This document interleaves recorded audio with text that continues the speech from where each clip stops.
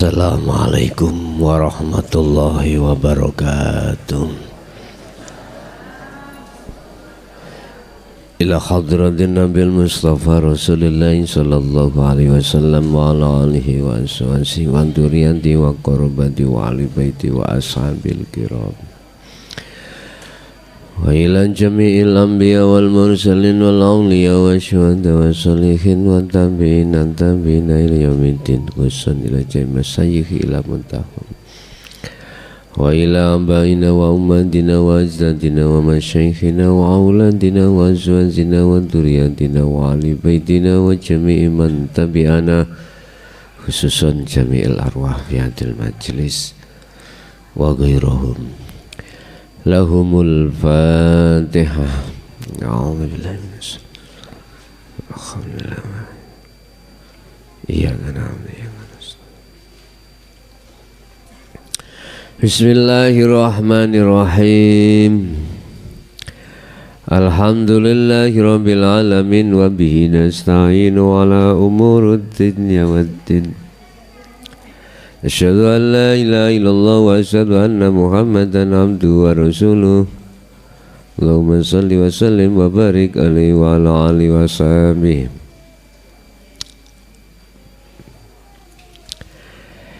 Jikalau ruhaniyah manusia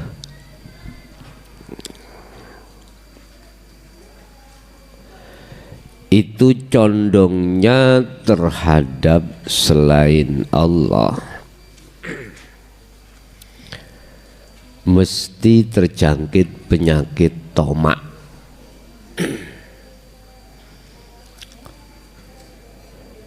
Jikalau condongnya hati manusia itu terhadap selain Allah, mesti ruhaniyah tersebut teringgapi penyakit tomak.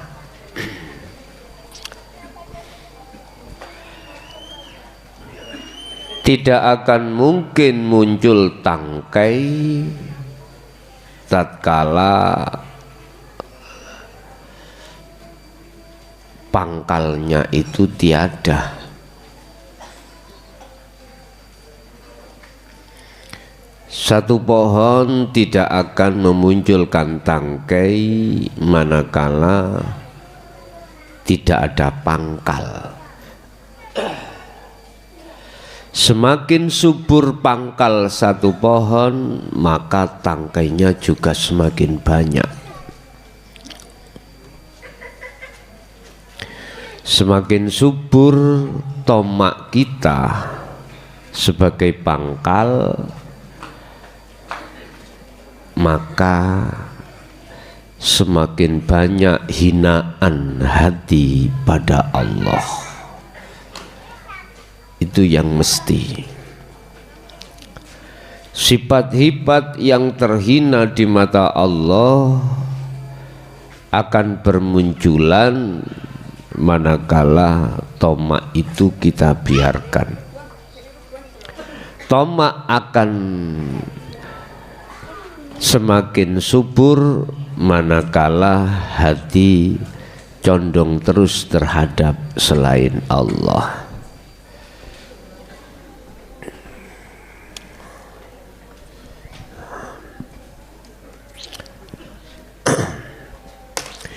Ini namanya penyakit ribut, ya. Penyakit ribut, ya. Bon. Bapak Ibu hadirin jamaah rahimakumullah.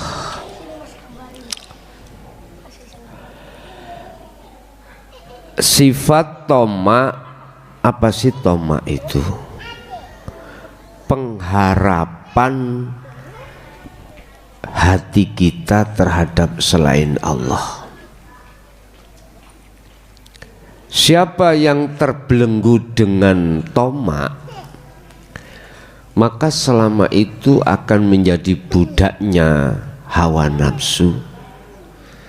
Yang hawa nafsu membudak terhadap diri kita apa yang kita tomai.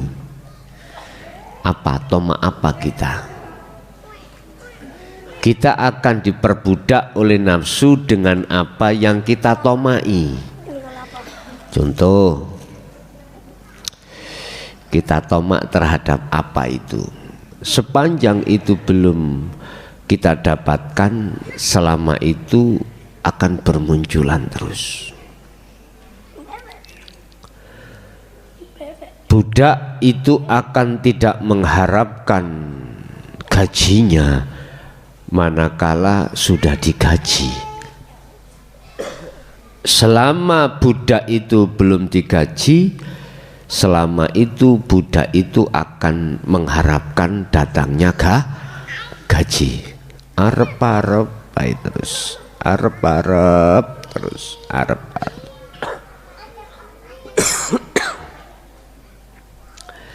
Bapak Ibu, itu manakala condongnya hati kita selain Allah. Lah, untuk melawan tomak ini dengan sifat apa? Qanaah, sifat nerimo. Kerja gak dibayar ya nerimo.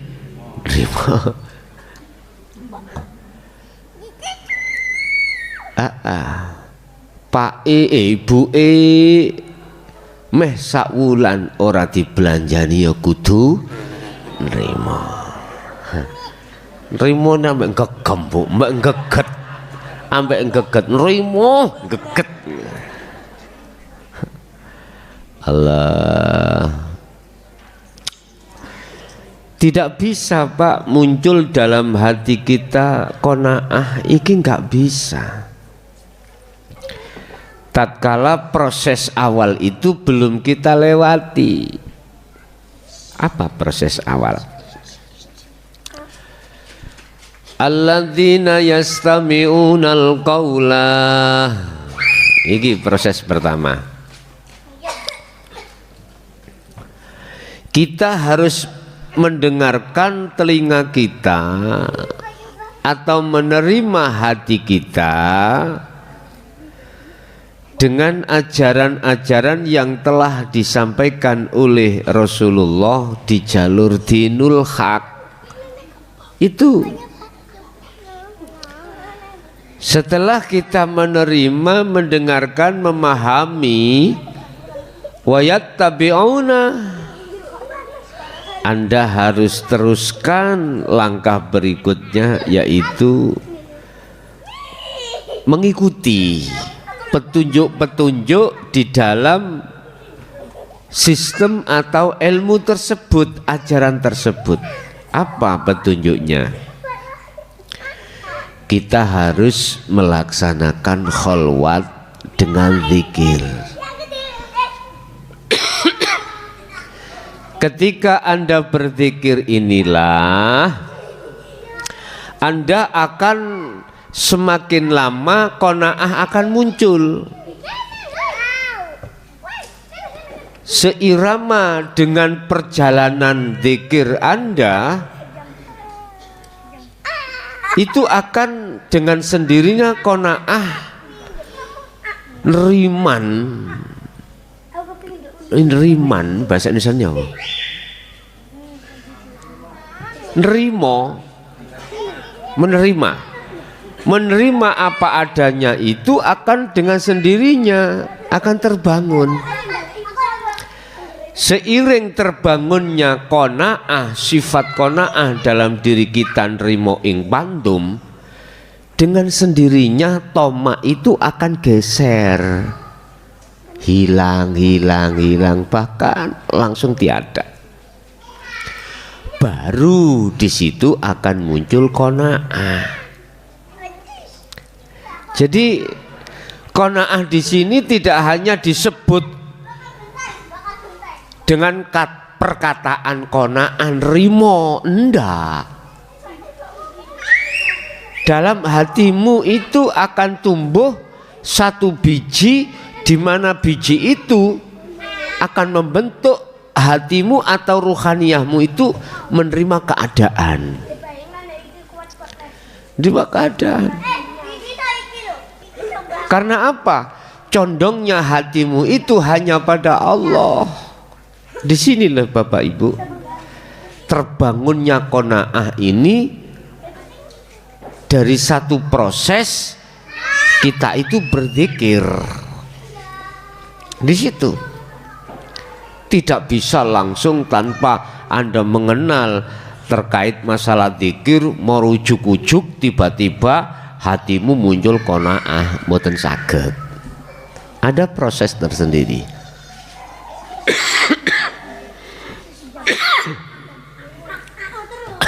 Berkenaan dengan qanaah,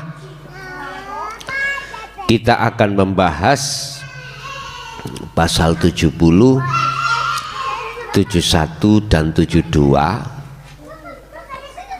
makalah Syekh Ibnu Athaillah. Qala musannifu rahimahullah.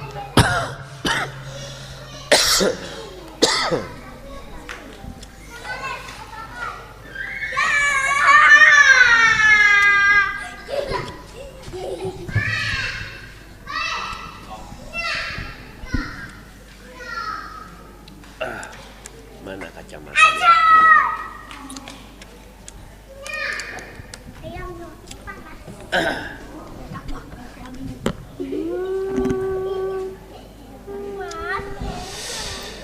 Ma basakot aghsanu dzulli illa ala badri toma. Awas kau sakit.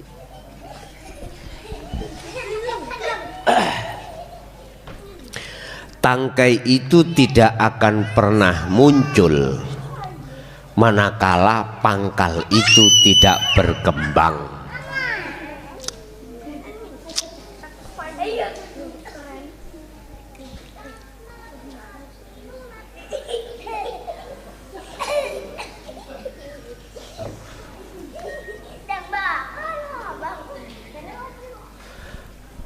Perkara ino, laku yang diino oleh Allah, dicela oleh Allah, itu tidak akan terjadi. Allah mencela manakala tidak ada dalam dirimu sifat toma. Cilik no dedek, gak mengung.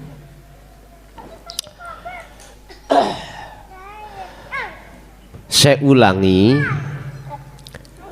Allah tidak menginokanmu, mencelamu dari segi perbuatan baik fisik maupun batin,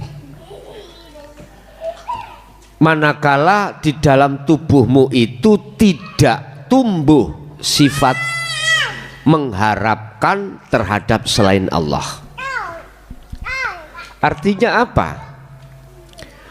Allah akan mencatat semua amal yang ada pada dirimu, dicatat sebagai amal yang diterima alias soleh, manakala di dalam tubuhmu, ruhaniyahmu itu tidak muncul tumbuh-tumbuhan yang disebut sebagai toma. Toma itu mengharap, condong hati terhadap selain Allah. Ini sandali kuali, sandali kuali. Lepas sandali. Gini, ya.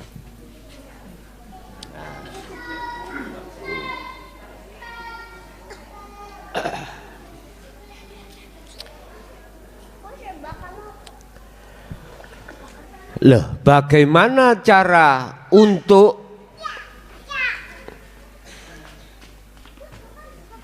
membunuh atau menghilangkan toma itu?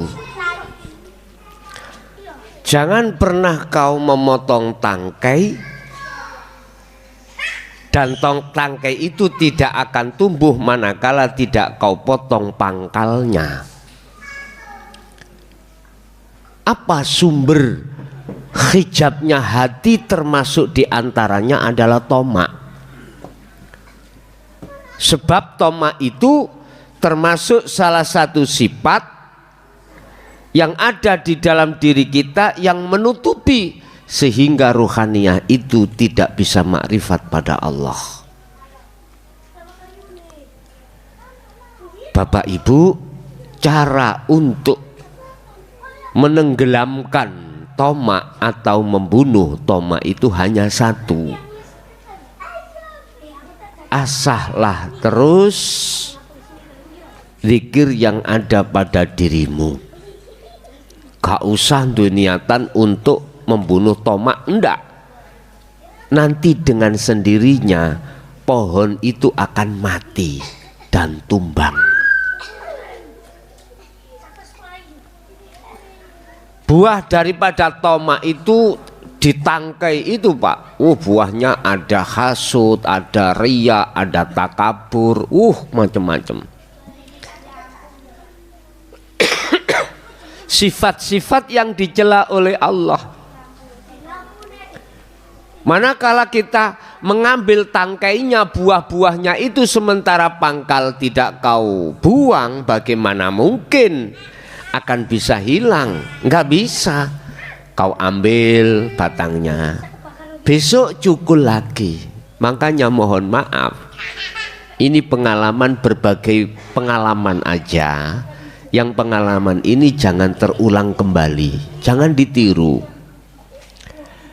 Berapa puluh tahun kami itu berzikir pada Allah dengan sebutan Allah, baik yang kulakukan secara lisan maupun secara hati,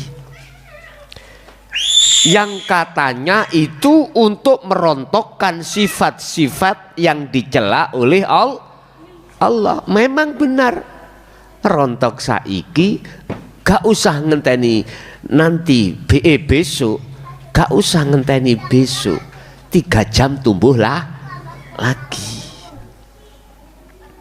Tapi kalau pangkalnya yang kita bunuh, kita tebas, maka tidak akan muncul buah-buahnya itu. Jadi bagaimana cara untuk menebas, memangkal dan membedol?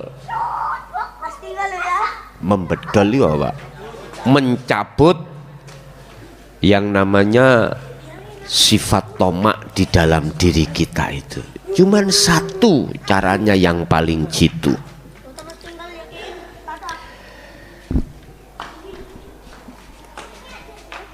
Asah terus zikir yang sudah diberikan Allah terhadap dirimu. Asah terus.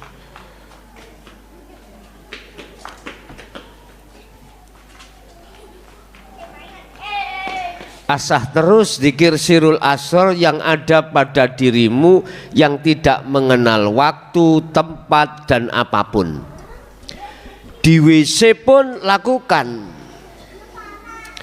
Ibu-ibu walaupun mengandung haid, lakukan terus.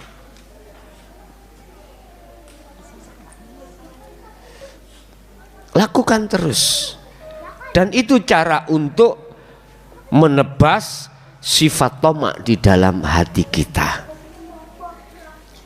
Sebab sudah dikatakan, tidak akan pernah perilakumu itu diino oleh Allah, dicela oleh Allah, manakala tomak itu tidak ada. Jadi untuk mencondongkan hati kita hanya pada Allah, prosesnya dari awal, dari berzikir tadi. Sampai Allah katakan, dzikrullaha qiyaman wa qu'udan wa ala junubihim. Ketika kau berdiri dengan aktivitas apapun, jadikanlah berdirimu itu berzikir. Ketika kau duduk, aktivitas apapun dudukmu, ruhaniyahmu jadikan berzikir. Berbaring juga begitu. Itu maksudnya jangan diberikan celah waktu sedikit pun terhadap nafsu untuk mencari kelemahan dirimu.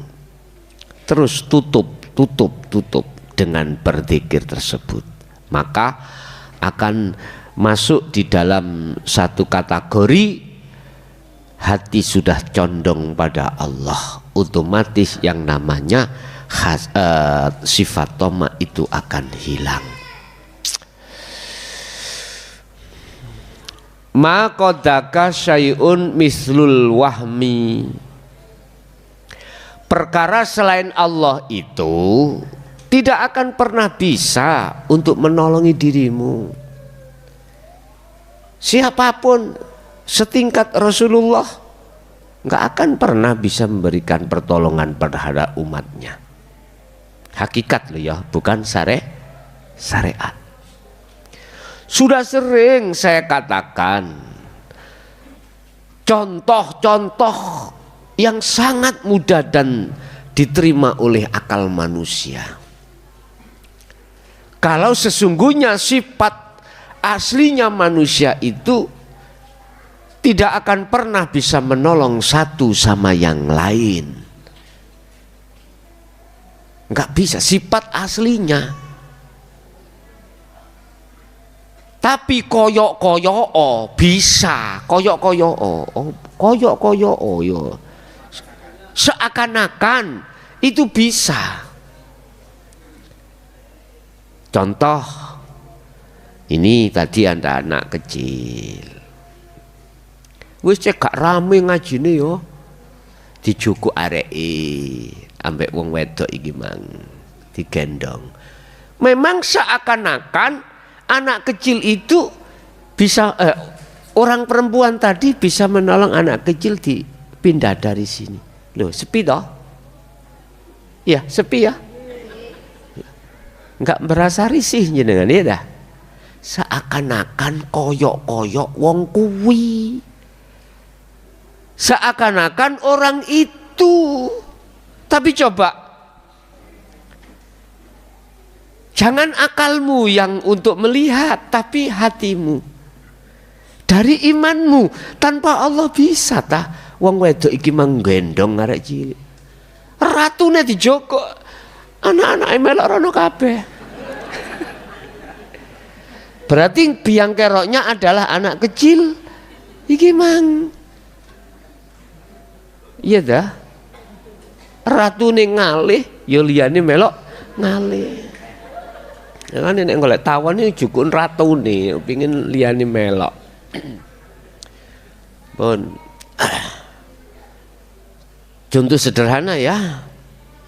Iki di depanku iki ada rokok, ada korean.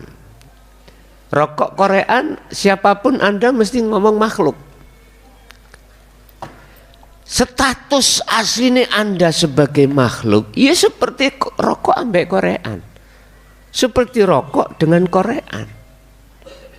La haula wala quwata illa billah. Ngomong Qur'ane gampang kabeh wong syariat ngomong iso Pak. La haula wala quwata illa billahil aliyil azim.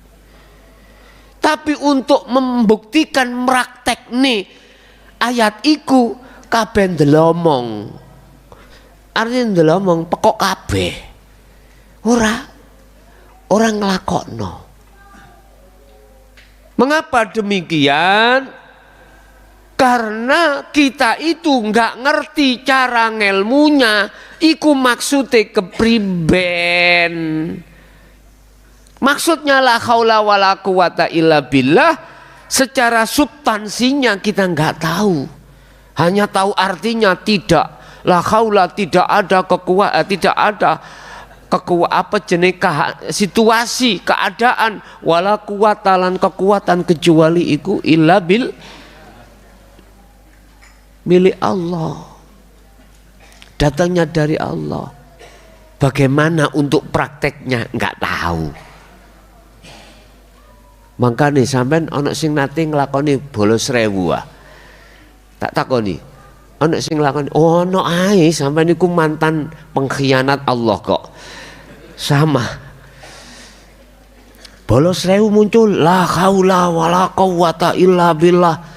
Mobil diangkat, sret. Sepeda diangkat. Hulek niku lho, Pak. Tahu hulek? Apa maneh selain hulek itu?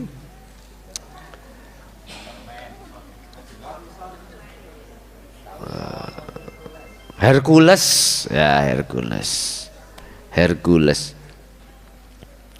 Jadi ketika saat itu mantranya dibaca, khodamnya sudah masuk, jebret, ya tenan. Tambah seneng. Golongan-golongan jin niku tambah seneng. Seneng pol. Ruhaniyahmu itu tidak bisa masuk, datang ke ahatan. Nggih, iki termasuk salah satu kendala Anda tatkala naza itu susah. Makanya sing duweni ilmu-ilmu ngono kuwi ndang resi ono. Wa anibu ila rabbikum wa aslimu lahu. Wis bersenono kabeh bersenono kuwi. Ya. Iki sifat hakikate kita sebagai makhluk sebenarnya seperti rokok dan korean ini. Persis. Ayo coba kongkonan wong loro iki. Rek korean aku sumeten, misalnya rokok bengok-bengok ngono. Ya ora bakal bisa ngkei manfaat. Tidak bisa nyumet. Loh, tak wasi ya gak disumet-sumet ya. Korean sumeten rokok pinggirmu blok goblok. Ya menengahi to ya. Nggih. Berhubung kita tidak melihat sang yang berperan, sang pemeran gile, sing nyekel korean, inilah kita menuduh bahwasanya yang namanya korean itu bisa memberikan manfaat dan mudarat terhadap orang lain. Akhirnya nggih, ya, ana sing peran lo ya. Gak ngoleh ngono ah, wong cocotmu ya rokokan ngono kok. Aku kan golek cara. Cek padha, ngoten lho, Bos.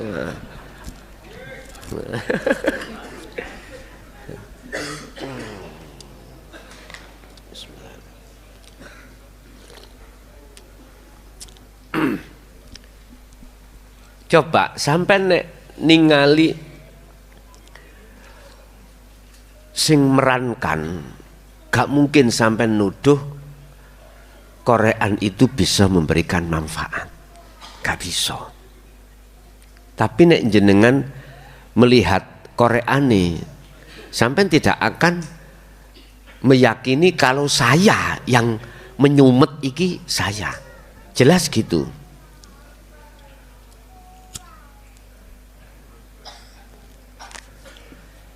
Ia sifat hakikati manusia. Setingkat Rasulullah Muhammad ibnu Abdillah. Kalau kita tarik dari sisi hakikat, bukan Rasulullah, bukan ibnu Abdillah, Muhammad ibnu Abdillah yang memberikan syafaat, tapi Allah. Cuman saja Allah mengizinkan terhadap Muhammad seakan-akan Muhammad bisa mensyafaati umatnya. Wis adong ah. Yo iki ajaran Rasulullah sing asli ya iki. Asli. Duduk sing digembar-gembarno, sing kasih syafaat iku Rasulullah Muhammad ibnu Abdillah. Lah wis digembar-gembarno ngono ta? Lah aku teko iki gak nantang perkara. Ndak, ngelurusno ajaran Rasulullah yang sebenarnya. Bukan nantang perkara, enggak. Saya meluruskan. Sami'na wa ato'na, au sami'na wa asoyna, urusan Anda. Kalau saya enggak boleh memberikan fatwa atau seruan seperti ini, misalkan enggak boleh, Anda berani memberikan seruan, syafaat itu datangnya dari Muhammad ya. Yo ojo nek ngono nek padha-padha. Lagi itu toh. Jadi apalagi zaman kita itu sudah zaman Menelia apa? Minolian. Apa ngono? Zaman kita keterbukaan, Pak. Hak asasi. Zaman keterbukaan. Ini yang kumaksud itu. Ajaran Rasulullah itu yang sesungguhnya saya gelar supaya umat ini betul-betul tahu. Sebab selama ini kita itu tidak pernah dibukakan seperti ini. Sehingga iman sampean, condongnya iman sampean itu terhadap selain Allah. Aku ya korban, bos. Mohon maaf loh ya, aku juga korban. Lah ketika saya sudah keluar dari perbudakan itu, saya ngomong terhadap Anda. Urusan Anda mau gak mau terserah. Ingat, orang itu akan terus dibudak oleh nafsunya manakala tomak ini masih ada.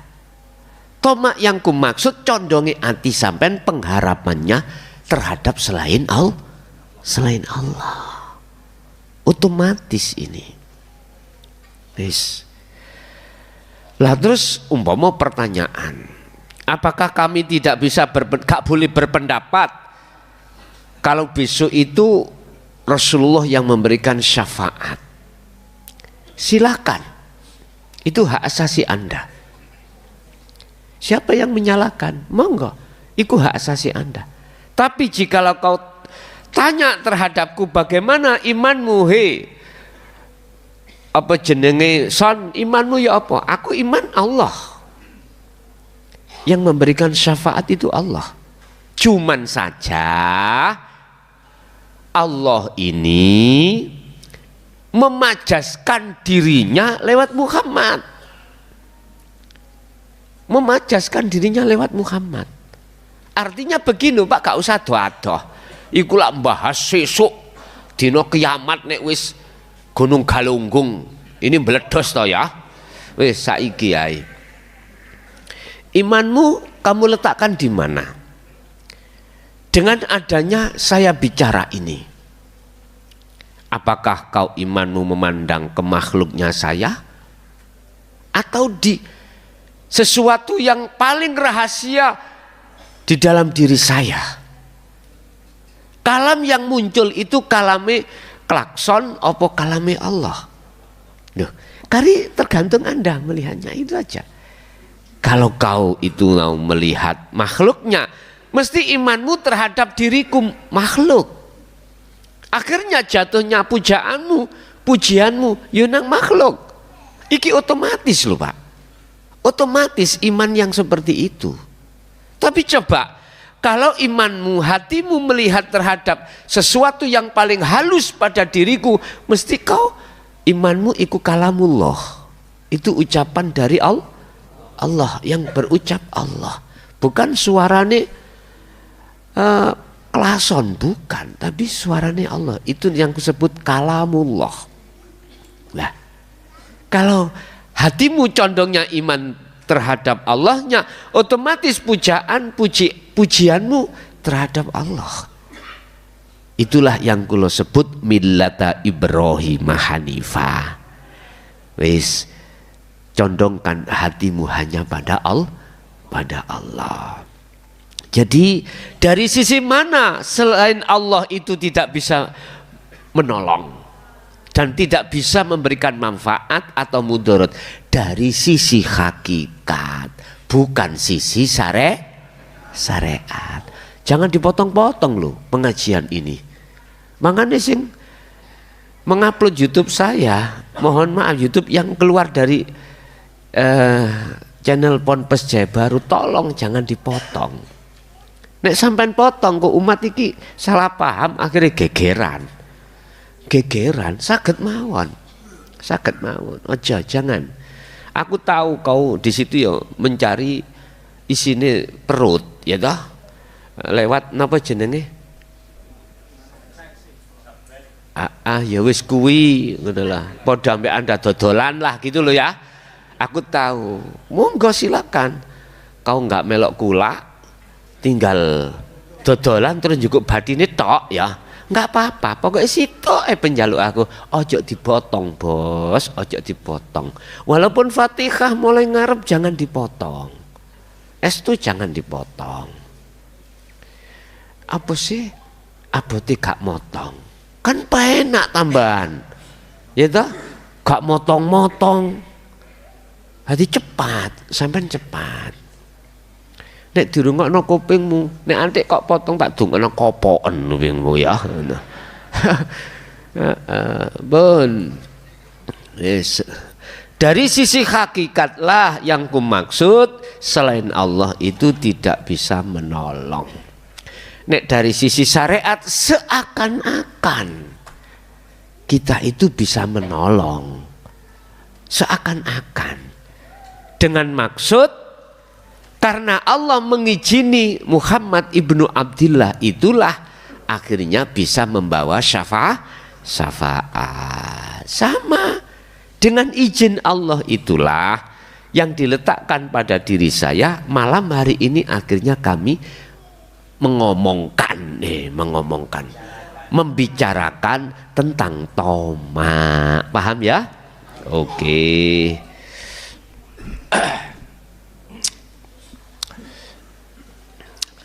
Anta hurun mimma anta anhu ayisun wa antul lima anta lahu tomi'un. Jikalau Anda itu sudah bebas dari perbudakan sesuatu, itu kau disebut merdeka.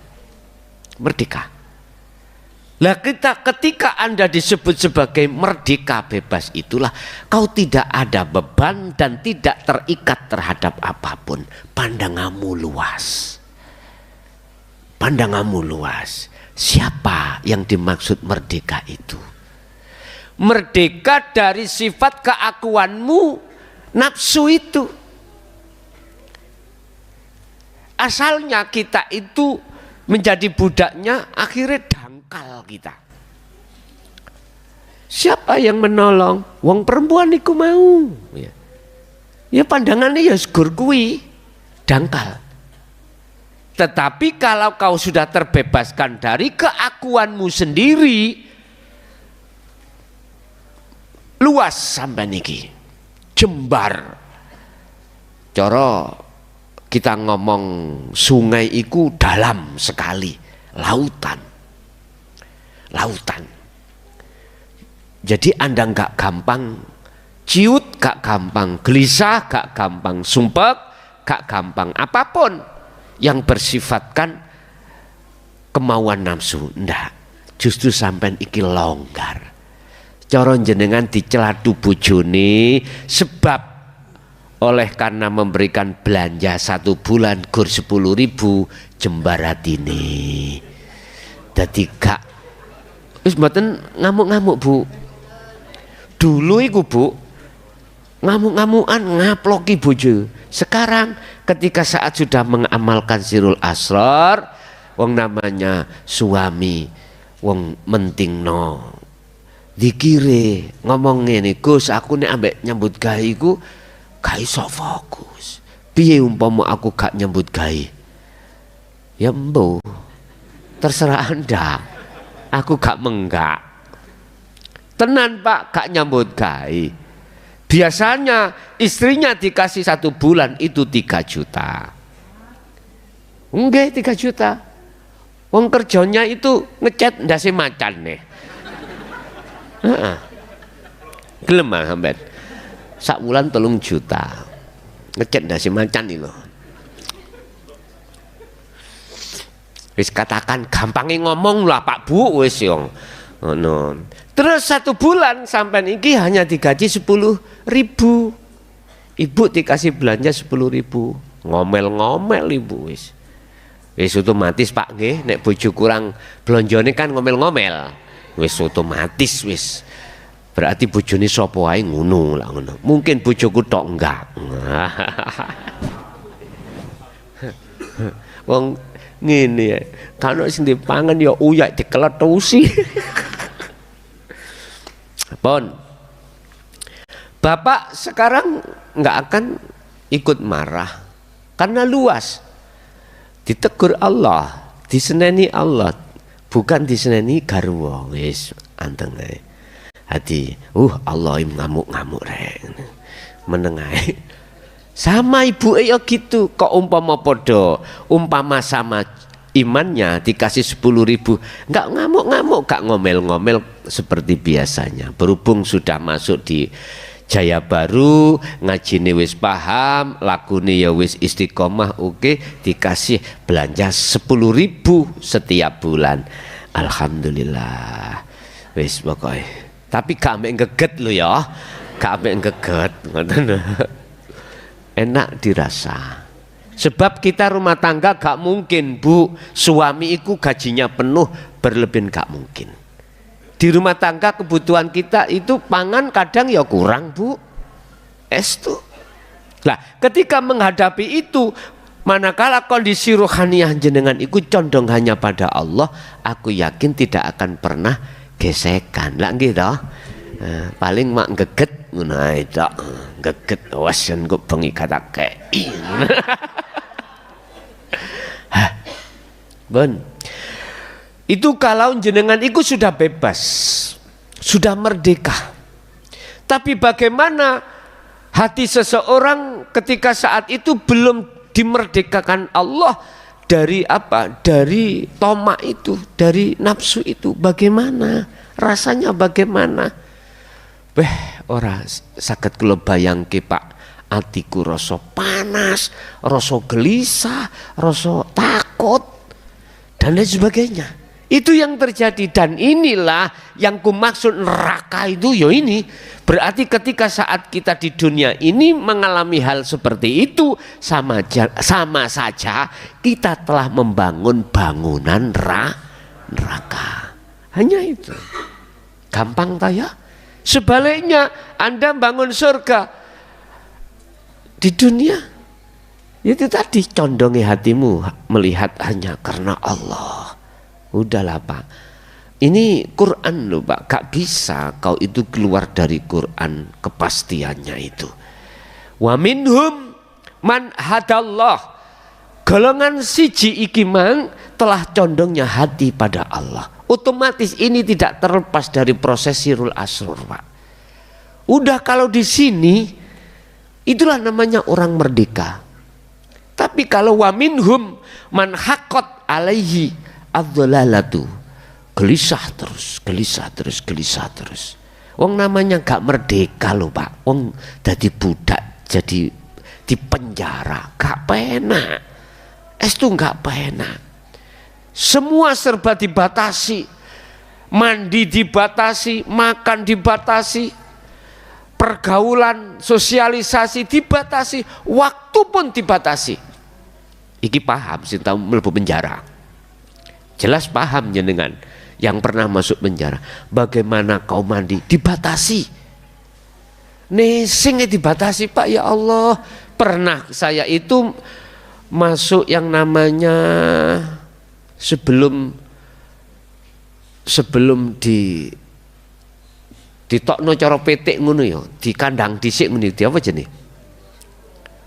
Ono kamar ukuran 5 kali, enggak ada 5, 4 kali 3 paling.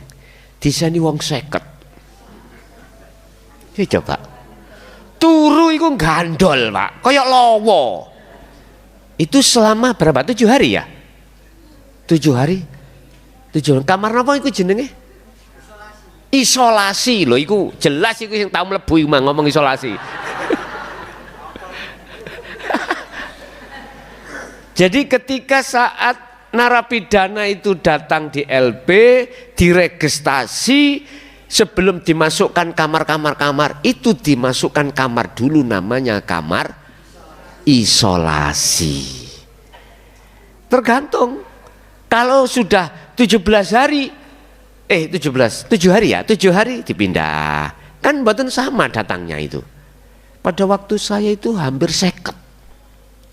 Jadi turu yang ngene-ngene tok wis. Ono ndukur ndas gini wis. Tombok-tombok.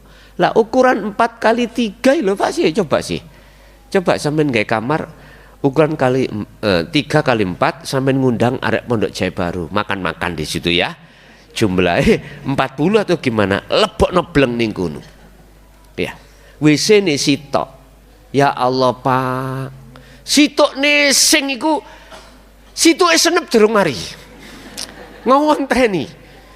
Kadang-kadang ngono iku gak betah mecer-mecer ning ngarepe. Wis. Misale 40 orang 40. Oh, yang sudah 7 hari ini 30. Wis, metu 30. Seret lak tinggal 10 ah. Datang lagi. Terus bandaino iku seperti mlebu metu wis. Tiap hari itu seperti itu. Jadi kamar iku Masya Allah.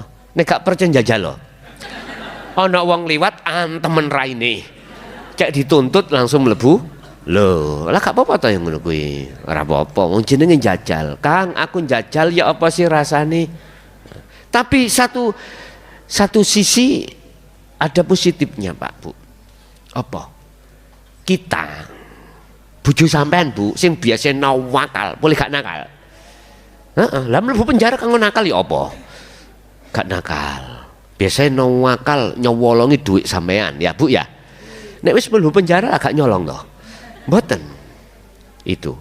Makannya juga diatur, gak seperti di luar. Wis tah uwena, mangkane kula lawemu tambahan. Ya apa lek gak lemu, Pak? Mangan ini gak pernah beli aku. Dikasih terus oleh LP. 1 hari 2 kali, 3 kali. Pagi jam 7, terus jam 12, jam 4. 3 hari makan. Kali makan, ya saya tidak kerja, gak apa, dikasih makan. Cuman gak enak, gak iso nutul.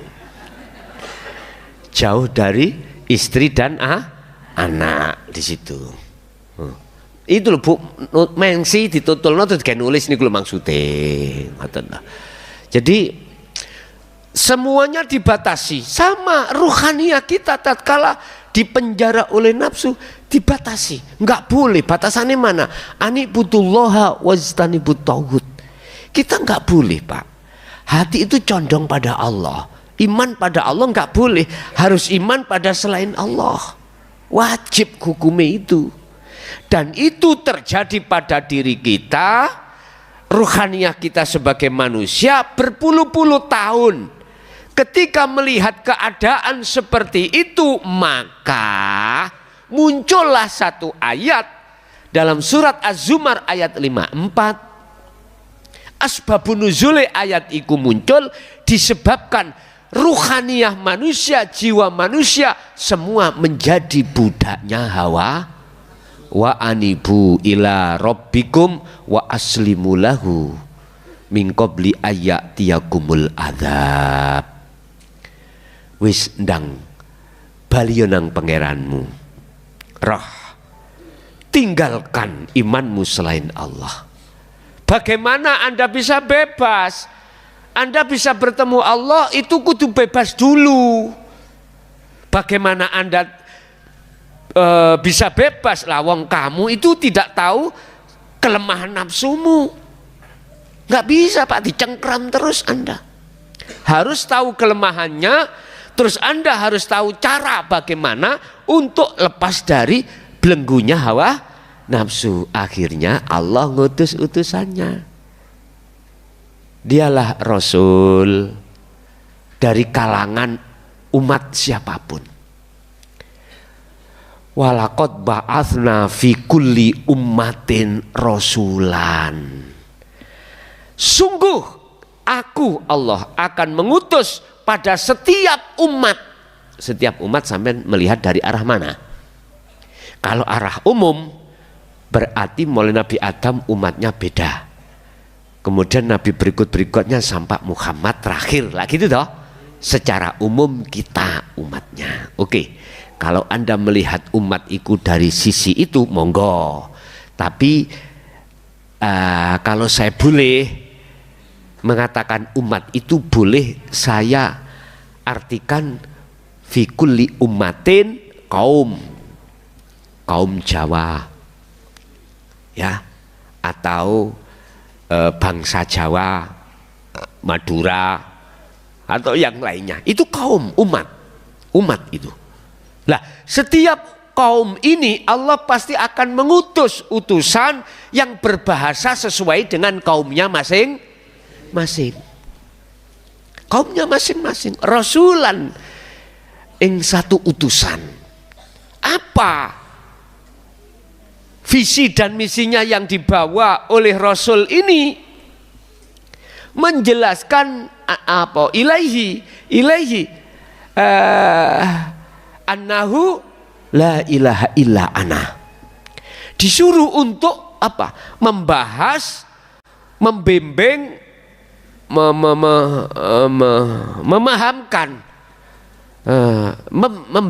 memahamkan kaumnya itu tentang la ilaha illa ana. Ini mengapa hal itu tidak selama ini terkesan ditutup-tutupi? Akhirnya kita umat buta tentang masalah hakikat marifat, buta tentang ana ini buta.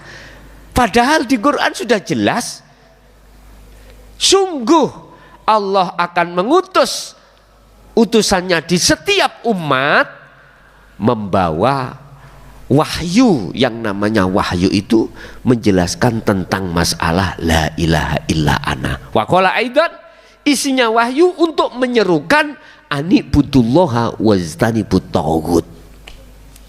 Mengarahkan, mengajak dan memahamkan ruhaniyah sampean. Kalau sampean ini ruhaniyah dalam posisi wilayah jadi budaknya hawa, imanmu itu dialihkan ke iman selain Allah. Akhirnya dikei pengajaran anibudullaha. Ini ayo.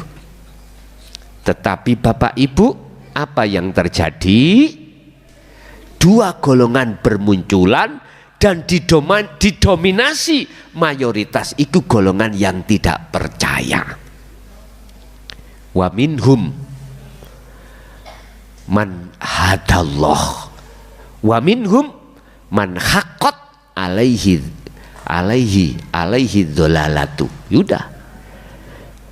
Sebagian ada yang percaya, artinya menerima hidayah itu, sebagian menolak hidayah. Ini jadinya. Jadi untuk kita bisa bebas dari pengaruh dan belenggunya hawa nafsu, mau tidak mau kita membawa cara untuk pelepasan diri, yaitu dari la ilaha illa ana. Ini yang harus jenengan emban, yang harus Anda bawa. Tatkala itu sampean lakoake, sampean amalkan, maka yang namanya nafsu itu nggak kuat, dengan sendirinya akan melepaskan dirimu. Baru kau dikatakan bebas. Kalau bebas, itulah yang kumaksud, yuhibbukumullah wa yaghfir lakum dzunubakum wallahu ghafurur rahim. Kau dijadikan Allah sebagai budaknya Allah. Inilah kekasih. Kesalahan yang kemarin-kemarin beriman pada selain Allah ikut dihapus semuanya, walaupun dosanya tidak bisa dihitung. Doa apa jenenge? Dosa syirik lho Pak Ino. Karena Allah Maha Pengampun. Sebab Allah itu akan menganggap kecil dosa sampean manakala dapat pengampunan. Dosa itu akan dianggap kesalahan yang amat besar manakala sekecil apapun dosa itu manakala tidak diampuni oleh Allah. Makanya saya katakan, sebesar apapun dosa Anda miturut timbangan, tapi kalau dapat pengampunan itu jadi cewili, jadi kewecil. Sebaliknya, sekecil apapun dosa Anda, njogok selilite tonggone pager dipuklek, ya kewecil tau iku. Tapi nek gak dapat pengampunan Allah menjadi besar. Sama dengan hal itu. Dosa sing paling kau pede itu yaitu syirik, menyekutukan Allah dengan sesuatu yang lain. Artinya hatiku menuduh beriman selain Allah itu bisa alat manfaat. Paham nggih? Sekarang Anda sudah tahu bagaimana keadaan ruh yang terbelenggu, terpenjara, tidak bebas oleh nafsu, dan bagaimana ruh itu sudah bebas dari nafsu. Jenengan karing gerabak dewi-dewi. Intine tanda kalau kita sudah bebas dari belenggu dan penjaranya hawa nafsu, tetandanya Anda itu selalu condongnya pada Allah. Imannya tidak ada selain Allah. Sebaliknya, manakala hati ini, ruhannya ini dikatakan masih dalam genggaman hawa nafsu, tandanya kita condongnya pengharapan terhadap selain Allah. Oke, itu Bapak Ibu apa yang bisa kami sampaikan. Habis ini nanti mohon maaf coro tamu-tamuan terbatas, karena habis ini aku langsung cabut ke Tegal ya, karena besok pagi jam 7 saya harus tausiah. Habis itu langsung Banyuwangi, daerah Celuring opo Srono gitu loh, Banyuwangi Selatan. Itu jam mari isya. Pertanyaannya jam 8 atau jam 9 dari Tegal nyampe enggak? Jam 8 malam di Banyuwangi. Wis tak serahno nanggone sing gawe urip ngoten mawon. Kita masuk pada sesi tanya jawab dan dialog. Monggo barangkali ada yang tanya, kami persilakan.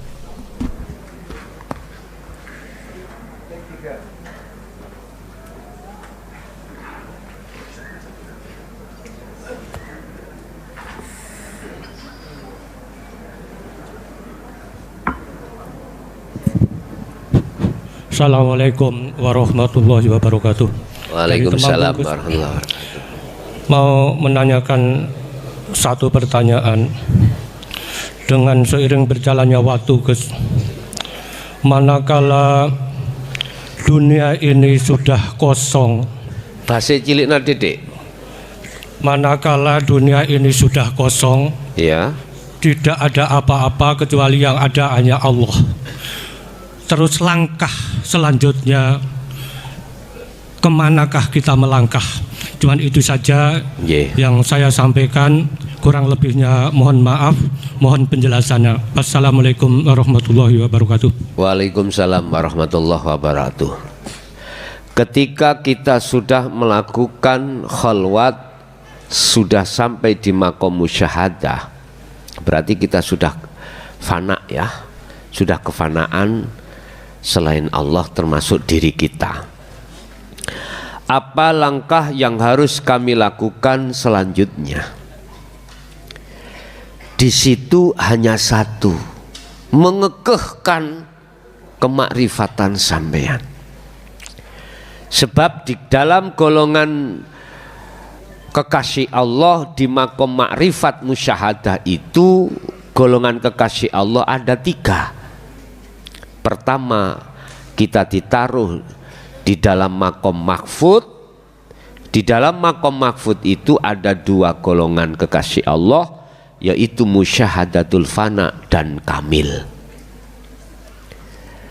Berarti jenengan harus ngekehno terus merapeti keistiqomahan Anda berzikir. Hanya itu. Urusan ngaji kaya ngene iki wis nomor berikutnya.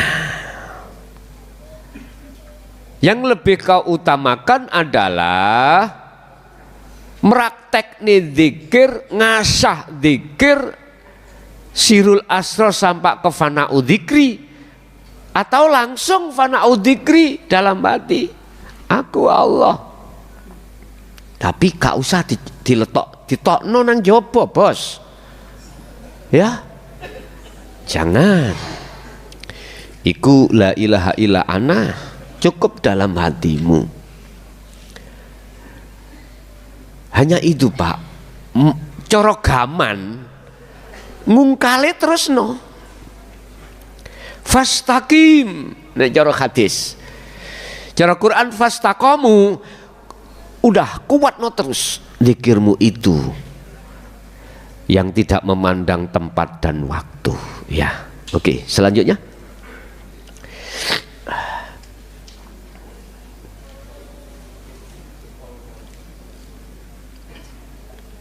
ada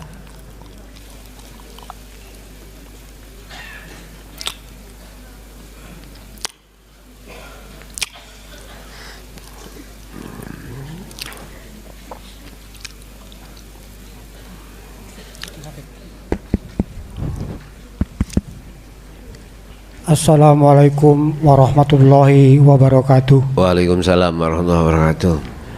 Kepada Romo Yai dan seluruh jemaah yang dimuliakan Allah, mohon maaf Yai, di sini saya sekedar mewakili pertanyaan dari teman-teman yang berkaitan dengan satu makalah, man arofa nafsahu fakot arofa robbahu.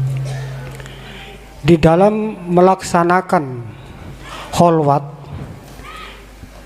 mengembangkan dzikir sirul asrar,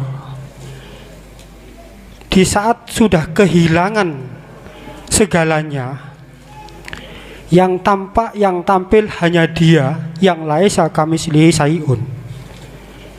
Tapi di situ hanya sekedar 18 gitu aja. Nah, bagaimana agar bisa selalu continue perbedaan dari 18 dan tidaknya itu di saat masuk pada arena lab tersebut, kematian itu salah satu yang dirindukan. Tapi di saat keluar dari lab tersebut, kematian itu seakan-akan kayak seperti musibah.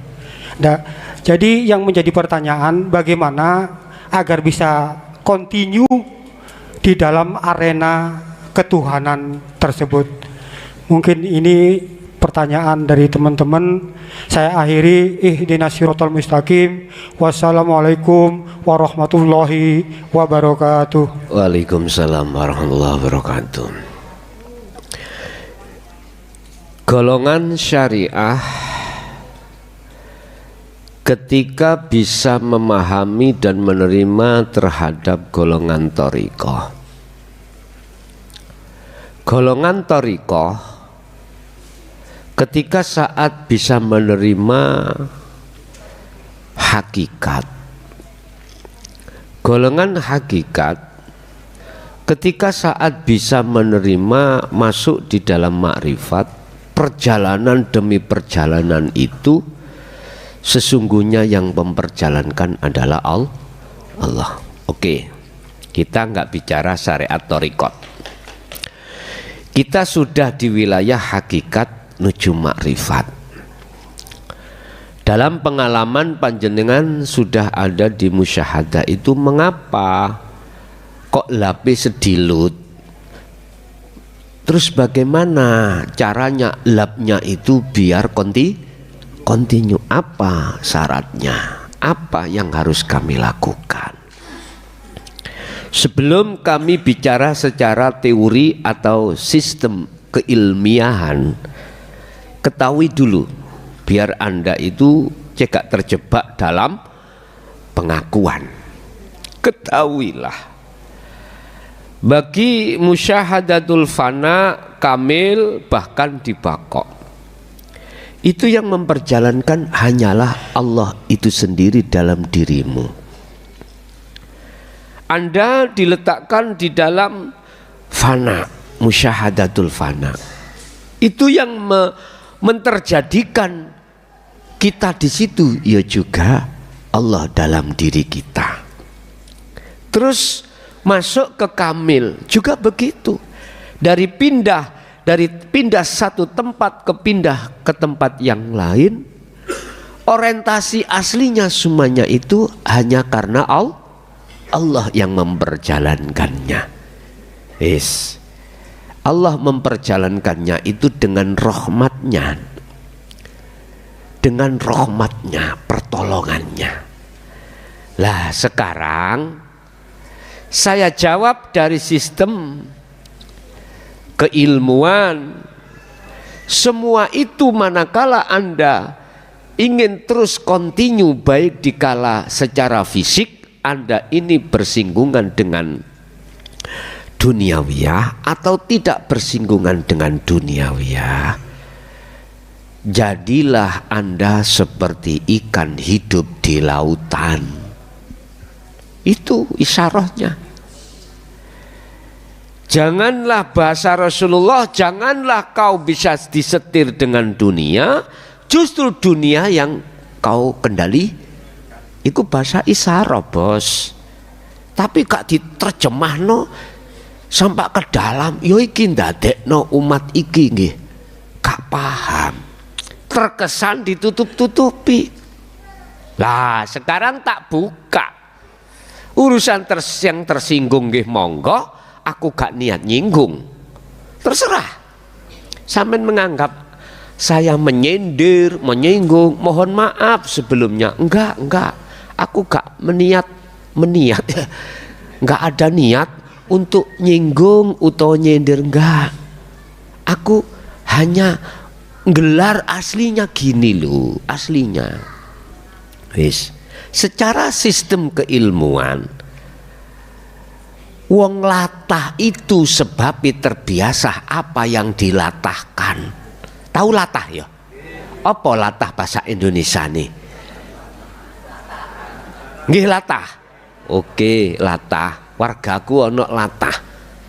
Nek tak jempok gegeriku ngomongi kontole jarang. Mesti muncul ngoten karena terbiasa tak kudo nang aku. Nek nang balai desa mesti tak dudul gegere. Langsung dengan tanpa direncanakan ngomong ngono mang. Karena sudah terbiasa. Berarti terbiasakanlah hatimu sadar bahwasanya semuanya yang ada, yang melakukan hanyalah Allah. Biasakan seperti itu. Urusan kau dorong dengan bahasa ucapan dzikir khafi Allah silakan, atau jahri Allah silakan, monggo. Yang terpenting kita harus ngerti makna daripada zikir adalah sadar diri bahwasanya semua apapun yang terjadi, kayak seperti apapun kejadian itu semata-mata karena Allah yang melakukan. Itu aja. Teruskan. Apapun keadaan dan profesi Anda, poksi Anda, hanya itu. Banyak Al-Quran yang sering memberikan sindiran terhadap itu. Zikron kasiron, perbanyak zikir itu. Perbanyak. Itu maksudnya seperti itu.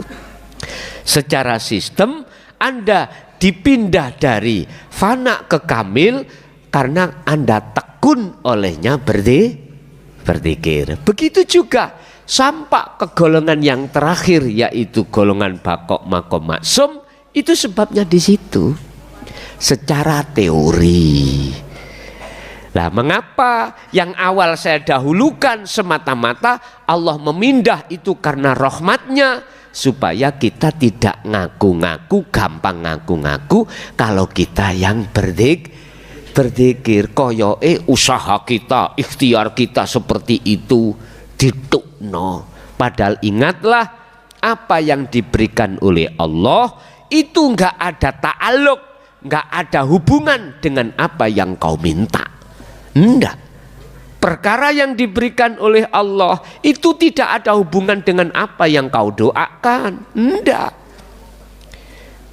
Sebab kalau ada ikatan, hubungan, ta'aluk antara ijabah Allah dengan penjaluamu, berarti seakan-akan Allah itu tidak akan memberikan manakala tidak diminta. Berarti Allah meleki, enggak tumon. Allah maha meleki, enggak ada.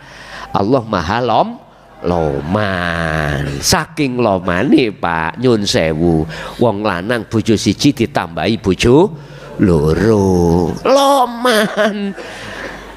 Tambahi maneh jari ibu, Allah meleki nek kanggo aku. Bojoku situ lapo gak tambahi. Wis gak kene digawe debatan, gak kene. Qur'ane wis ngono ya wis nganut ae Pak Bu nggih. Pokoke ngene lho, nek potonganmu iku gak ana tulisane bojo loro masih medet ya apa ya gak iso duwe bojo loro. Wis manut ae qanaah itu namanya. Ya ngono sing durung duwe bojo sampak tuwek. Nek Allah gak jatah ya nrimo ae. Sing wis tau duwe bojo terus mari ngono kok ya medak. Tau medak ya? Apa medak iku? Nganggur puluhan tahun ya qanaah wae. Gusti Allah nek wayahe paring ya paring gitu loh. Kalau sudah waktunya Allah kasih mesti dikasih. Jadi Bapak, secara keilmuan teori kita harus terus menerus menjaga zikirnya ya. Secara keaslian hakikatnya Allah meletakkan Anda dari tempat satu ke tempat lain itu karena sifat jaiznya Allah itu sendiri. Oke. Lainnya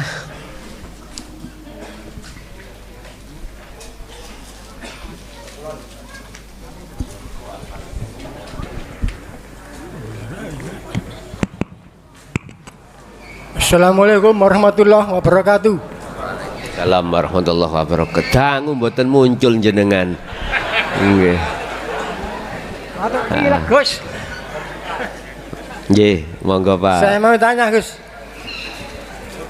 Bunga-bunga yang ada di depannya Istana Firdaus itu bisa menyala, bersinar dan bergemerlapan. Wow, indah sekali bunga itu. Jauh lebih indah daripada bunga-bunga yang ada di dunia ini. Yang saya tanyakan ialah dari manakah padangnya bunga-bunga tersebut kok bisa menyala, bersinar dan bergemerlapan, padahal di surga itu tidak ada lampu listrik, tidak ada matahari dan tidak ada bulan. Demikian Gus penjelasannya. Assalamualaikum warahmatullahi wabarakatuh. Waalaikumsalam warahmatullahi wabarakatuh. Jenengan tahu namanya ada bunga putih, gulune dawa, mekare iku tengah malam, harum. Bunga napa niku? Bukan. Bunga iku dawa, cerompet, kados cerompet ya. Mekarnya itu malam. Buah gaceng. Prasaku gaceng niku nggak teli. Kemarin yang ada di Purbalingga tanya itu bunga apa ibu namanya? Bunga sanjaya mau piye? Jaya kusuma. Nah, bunga jaya kusuma. Oke. Itu kita jangan membayangkan surga Firdaus yang diterangkan di dalam syariat, jangan. Sampai harus masuk dalam ruangan hati jenengan. Ruangan hati jenengan. Ruangan hati jenengan jagate hati iki Pak lebih luas daripada jagat dunia dan seisinya. Jagatnya hati jenengan akan tampak panas, akan tampak pekewuh runsep dan nek disawang ora penak gitu loh ya. Di situ penuh dengan gelisah, penuh dengan rasa khawatir dan menakutkan. Akhirnya disebutlah neraka, an-nar. Tapi tatkala di dalam jagatnya hatimu itu penuh dengan keterangan, penuh dengan ketentraman, penuh dengan kedamaian, penuh dengan cahaya-cahaya itu, harum bunga sanjaya tadi, maka itu bentuk syurga, bentuk syurga dalam dirimu. Sebab apakah di situ kok serba membahagiakan?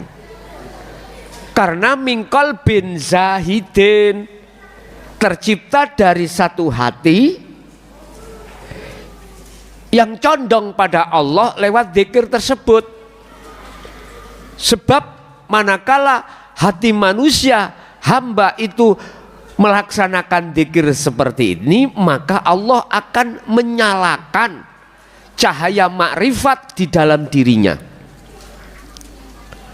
Memang nggak ada sumber yang namanya listrik setrum gensetnya nggak ada. Tapi mengapa di situ kok menyala bunganya? Jawabannya cuma satu, karena di dalam hatimu Allah menyalakan cahaya makrifatnya. Nurun ala nurin yahdillahi li nuri mayyasha. Nurun ala nurin, yang dimaksud cahaya makrifat itu hanya diberikan terhadap hamba yang dikehendaki.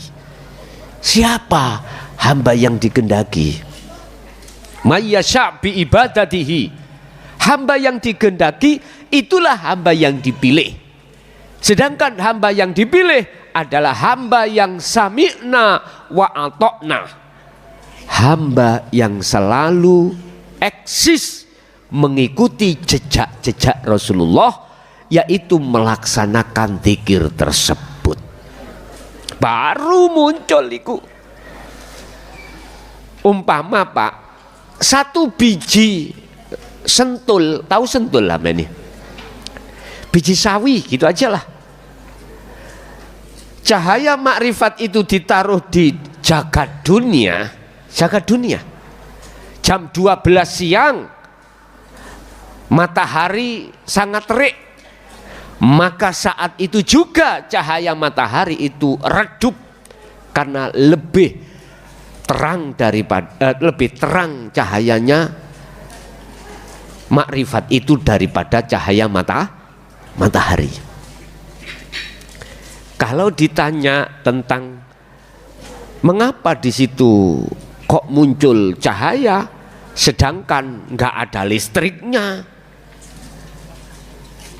ternyata jawaban saya adalah surat An-Nur ayat 35. An-Nur 35. Karena hidup itulah, itu sebagai sumber listrik, itu hidup Allah itu. Kalau bahasa lampu iki karena setrum, ya, karena genset, sumber energi yang dihasilkan oleh genset yang disebut setrum, dan setrum itu akan mengalirkan tekanan ampere dan watt, ampere dan volt, akhirnya ketemu watt, ya lah. Menyalalah lampu ini. Ketika lampu ini menyala, yang asalnya tempat ini gelap, seketika itu kegelapan langsung hilang. Allahu waliyul ladina amanu yukhrijuhum minadh-dhulumati ilan nur. Bila mana sumbernya yaitu Allah itu memancarkan listrik tadi, memancarkan cahaya, memancarkan setrum, memancarkan hidupnya, disebabkan karena hati manusia yang dikehendaki itu terus berzikir padanya, maka cahaya makrifat akan menyala di dalam hatimu. kembang tadi, bunga adalah perumpamaan, Pak. Apa perumpamaannya kembang itu? Sebagai perindah suasana. Perindah. Makanya kalau kita bicara masalah indah-indah itu mesti bunga, Bu ya. Pokoknya bukan bunga sing kuburan loh, semboja. Di situ harum. Tidak ada bunga di surga itu baunya seperti tai, nggak ada. Harum semuanya. Jadi cahaya itu, itulah yang dimaksud manifestasinya Allah. Cahaya ini manifestasinya setrum. Makanya ada kalanya kami bilang gini, Allah menampakkan kewujudannya secara batin terhadap zahiriyah berbentuk cahaya nurullah. Wujudnya nurullah adalah dunia dan seisinya. Tapi bukan berarti dunia seisinya itu wujudnya Allah. Sama, cahaya ini manifestnya, tahu manifest? Manifestnya setrum, tapi bukan berarti cahaya itu wujudnya setrum. Lah, Anda pengen tahu wujudnya setrum, ya ogo-ogoan stop kontak itu. Udah, apa yang terjadi? Ya itu. Anda akan dilalaikan urusan dunia. Pengen terus mate, gampang. Terus akhirnya mati. Artinya apa?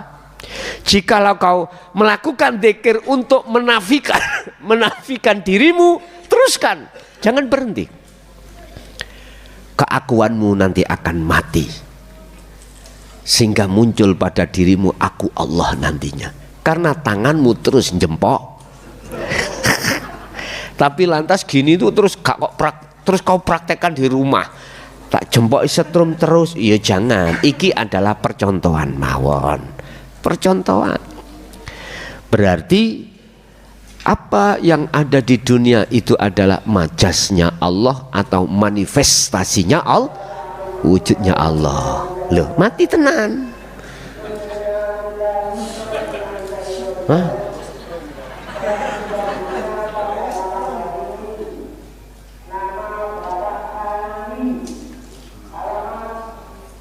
Baik Bapak Fanani mang Sanali ya.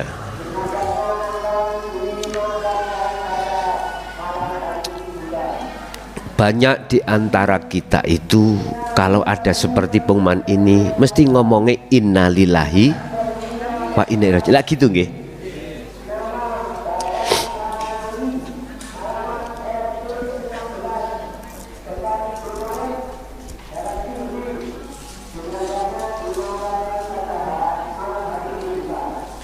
Kok gak alhamdulillahirabbil alamin, kok gak ngono ya apa? Karena kita menganggap dia kembali kepada kita. Semua anak kecil bisa Pak ngomong gitu, tapi prakteknya inilah banyak yang tidak mengerti. Mengapa tidak mengerti? Wa inna ilaihi raji'un. Karena ngilmu terkesan ditutupi untuk mengetahui bagaimana caranya untuk kembali pada Allah. Ini persoalannya. Dan inilah ajaran Rasulullah yang hak aslinya ini, orinya ini.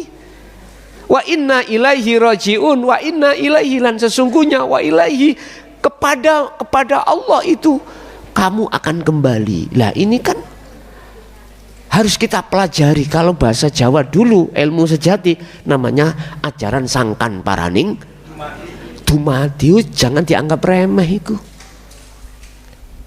itu ngaji ilmu tuwek itu. Ilmu tuwek. Ya toh? Cara sekarang itulah dinul haq. Ajaran sesungguhnya Rasulullah. Bagaimana ruhaniyah itu bisa kembali? Ada beberapa syarat. Quran lengkap. Gak usah saya mengatakan referensi dari ijma' qiyas. Quran lengkap. Cuman mengapa semuanya selama ini terkesan ditutup-tutupi, bahkan menciptakan propaganda baru. Apa? Tahun berapa itu? Sampai dengan kita semuanya yang hidup di zaman ini kan mung jarini. Dulu itu Siti Jenar dibunuh oleh Raden Said. Iya ta? Jarene ngono kok. Ketahuilah itu propaganda oleh orang-orang yang tidak suka ajaran sangkan paraning dumati. Orang-orang, kalau bahasa Quran sekarang, orang-orang yang tidak suka terhadap ajaran Rasulullah yang original, itulah ajaran dinul haq. Kan sudah saya katakan kemarin, saya baru dicaci maki oleh netizen bahwasanya ajaran saya itu benar roti tapi rasanya tai. Loh iya, malah saya dipanggil wahai anjing, babi. Wah, luar biasa. Hanya lewat WA, gak langsung seperti Rasulullah dulu dicaci Abu Lahab, Abu Jahal, gitu. Bagaimana keadaan kaum Taif? Le, teletonge unta Pak disawatno. Palang. Aku sih lewat WA tok. Mablek anjing, babi. Sik segitu tok. Gak kerasa ya? Gak kerasa. Begitulah memang faktanya. Padahal kalau kita urai, manfaatnya bukan untuk saya sendiri, untuk umat. Untuk umat. Untuk umat. Tapi tidak sadar umat itu manakala diselamatkan Allah lewat majasnya Allah seperti ini. Jadi kita enggak merasa. Mengapa enggak merasa, enggak iman kalau itu diselamatkan Allah? Karena terpengaruh dengan hal-hal yang lain. Makanya bahasane innalillahi wa inna ilaihi rajiun, asline iku baliyo lekas nang Allah. Sebelum min qabli ayatiyakumul adab, sebelum kau datang satu kematian. Az-Zumar ayat 54. Iku keras itu. Ayat itu sudah diturunkan, Pak. Sudah diturunkan. Wahai umat manusia, bukan umat Islam saja ini, umat manusia. Wa anibu, lekas bali osiro, kembalilah kau pada Rabbmu, Tuhanmu. Wa aslimu lahu, kau akan bisa pasrah dengan sebenarnya manakala kau sudah kembali pada Tuhanmu. Itu lakukan sebelum meninggal kau, datangnya kematian. Mengapa demikian? Allah menurunkan ayat seperti ini. Apa asbabun nuzulnya? Karena kita umat manusia, ruhaniyah kita, baik wong muslim maupun gairul muslim, mayoritas ruhaniyahnya menyembah selain Allah, bercinta terhadap selain Allah, mengagung-agungkan selain Allah. Akhirnya tomae nang kuwi, tomae nang selain Gusti Allah. Akhirnya muncul ini.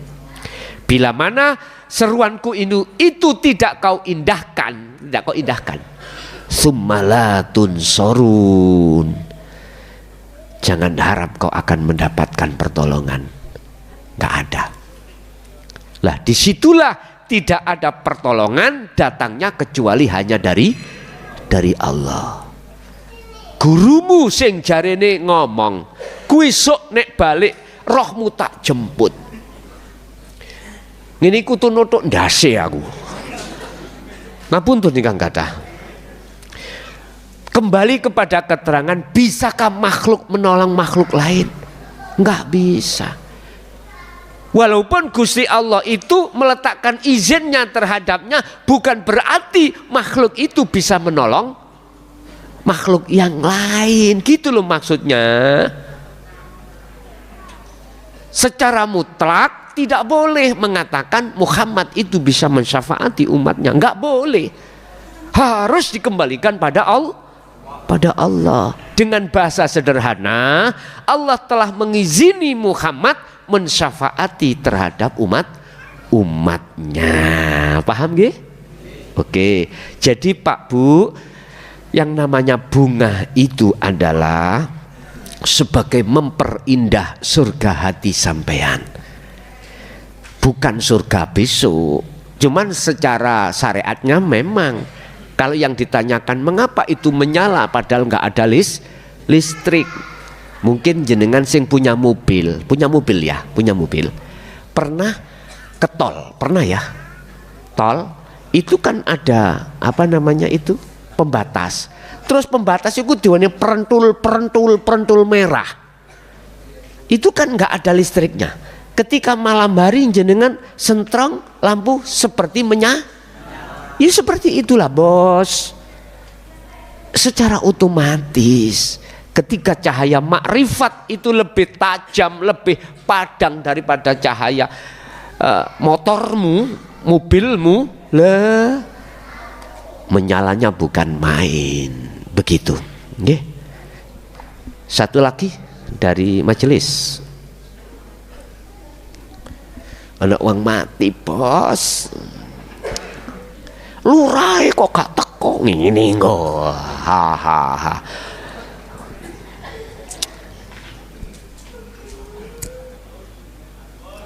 Cukup ya? Oke, matur suwun kalau gitu. Terus yang di belakang di interaktif, mohon maaf mungkin kami belum bisa melayani karena memang ada acara yang tidak terduga. Kami mohon maaf untuk tidak membuka dulu interaktif di malam hari ini. Bapak Ibu hadirin, itulah apa yang sudah diberikan Allah dalam bentuk ilmu pengetahuan. Semoga ilmu itu bisa bermanfaat bagi kita dan keluarga kita. Al-Fatihah.